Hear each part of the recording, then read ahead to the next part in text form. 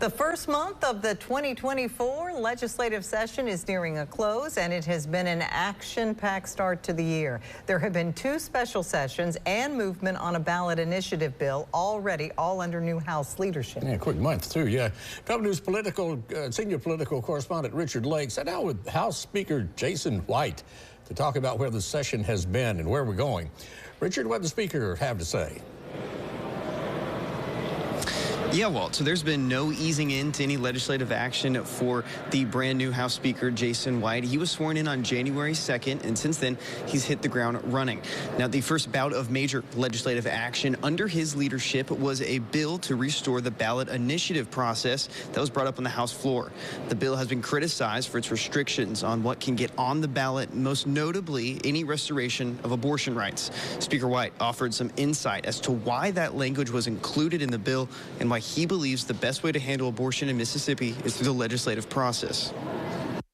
I think after 50 or 60 years of living in a Roe v. Wade world, the pro-life movement, my colleagues who got elected and came here on a pro-life platform, they weren't willing to just all of a sudden throw that into the realm of ballot initiatives. Sometimes I draw back when people say, oh, well, there are going to be forces from outside the state that come here and get involved in our referendum process. I think that's probably always been around from the beginning and in anywhere where you see ballot initiatives.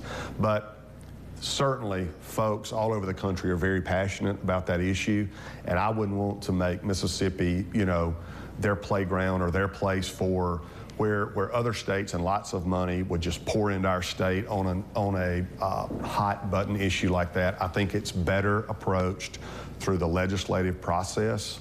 And so that's why that was added as an additional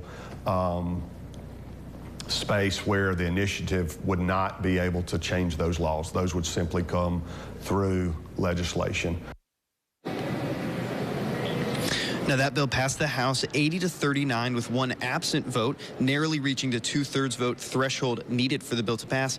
And through Mississippi's old ballot initiative process, voters could have gathered enough signatures to put abortion rights on the ballot.